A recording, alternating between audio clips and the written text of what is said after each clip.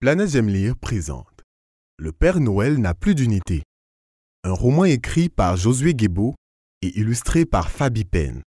Si tu écoutes cette histoire en lisant ton magazine, tourne la page quand tu entends Chapitre 1. En attendant le coup de fil. Aujourd'hui, c'est la veille de Noël. Le Père Noël doit distribuer des cadeaux à tous les enfants du monde. Et puisqu'il est très vieux, désormais il a décidé de se faire aider par 6 de ses amis, choisis sur tous les continents. Pour l'Afrique et l'Europe, il a désigné ses bons amis Zoku Noël et Jean Noël.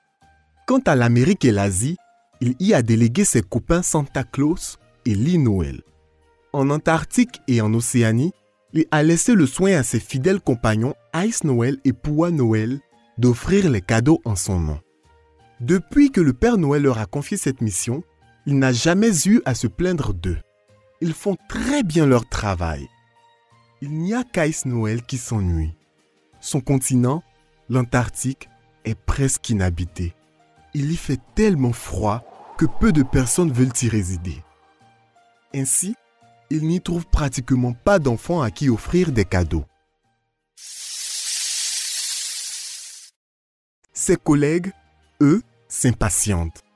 Voici 2 heures qu'ils attendent tout ce que le Père Noël les appelle. Et personne n'a reçu le moindre coup de fil. Tous sont inquiets. Zoku Noël prend alors son téléphone. Il organise un appel groupé avec ses collègues. Bonjour les amis, le Père Noël nous gère mal aujourd'hui, débute Zoku Noël. Il est peut-être malade, répond Lee Noël. Ou peut-être qu'elle est fâchée de voir tant d'élèves travailler mal en classe, s'interroge Santa Claus.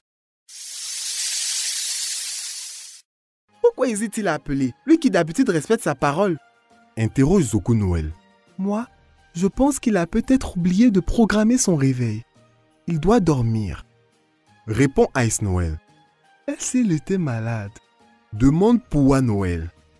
Ah non, pas ça! Répond Zoku Noël. Les collègues du Père Noël ne tiennent plus en place. Leur inquiétude grandit, de minute en minute. Ils veulent rapidement avoir des nouvelles de leur vieux chef. Chapitre 2. En panne d'unité et de batterie.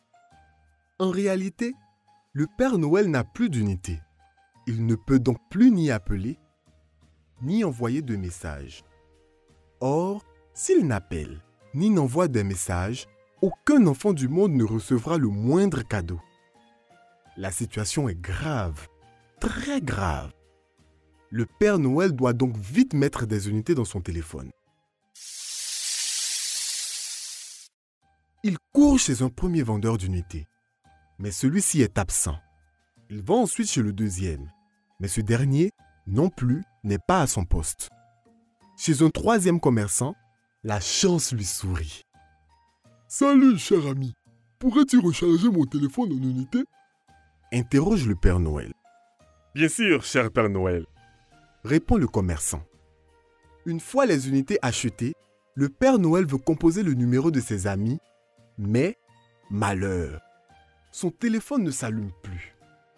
Ne t'inquiète pas, Lui dit le vendeur. cela arrive parfois. La batterie est déchargée.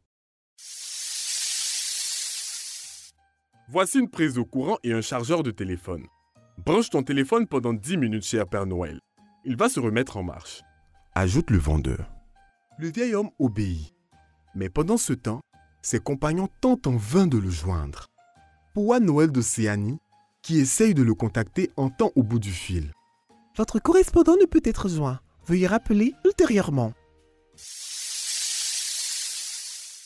Santa Claus d'Amérique, lui aussi, essaye. Le reçoit comme message. Vous êtes bien sur la messagerie vocale du Père Noël. Veuillez laisser votre message après le bip sonore. Mais le Père Noël et ses amis ne sont pas au bout de leur peine, puisqu'au bout des 10 minutes, le téléphone ne s'est toujours pas rallumé. Le chargeur proposé n'est pas adapté au téléphone. Il ne reste plus au Père Noël qu'à essayer de se souvenir du numéro de ses amis. Mais sa mémoire n'est plus très bonne. Il est bien vieux à présent. Aïe, quel était déjà le numéro de Zoku Noël? C'était le 03 05. Non, le 05 03. Ah non, c'était plutôt le 09 79. Non, le 79 09. Je ne me souviens vraiment plus. Chapitre 3. Sauvé par les pages. Déçu et triste, le Père Noël s'assied et se tient le menton entre les deux mains. C'est alors que lui vient une idée lumineuse. Son calepin. Son carnet. Mais oui, son carnet. Il a toujours pris le soin d'y noter le numéro de tous ses correspondants. Vite, il tâte ses poches. Celles de sa chemise, celles de son pantalon, les poches avant, les poches arrière. Victoire! Il retrouve son carnet dans l'une des poches arrière de son pantalon. Le Père Noël le saisit, puis feuillette nerveusement les pages. Tous les numéros de ses compagnons sont inscrits, à l'exception de celui de Lee Noël. Mais l'essentiel est sauvé. Les autres compagnons du Père Noël lui communiqueront le numéro manquant. Le vieil homme emprunte le téléphone du marchand et appelle ses compagnons l'un après l'autre. C'est la joie et le soulagement.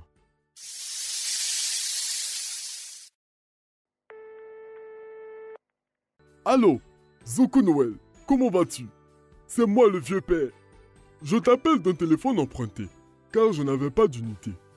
Maintenant, c'est ma batterie qui est déchargée. Ah, heureux de t'entendre, cher Père Noël. Je n'arrivais pas à te joindre depuis ce matin. Maintenant, je suis comblé. J'attendais tes instructions pour commencer la distribution des cadeaux aux enfants d'Afrique. Enchaîne Zoku Noël. Parfait. Mais avant, communique-moi le numéro de Lee Noël. Le numéro de Lee Noël, c'est le 0... Chut. Tu sais bien que nous ne communiquons jamais les numéros à l'oral. Envoie-moi son numéro par messagerie. Parfait, patron. Je t'envoie son numéro par SMS. Une fois tous les numéros obtenus, le Père Noël donne ses instructions à chaque collaborateur. La fête de Noël est sauvée grâce à son carnet. C'est la joie partout dans le monde. Le Père Noël et ses collègues remettront des cadeaux à tous les enfants, semant la joie sur toute la planète. Oh, oh, oh.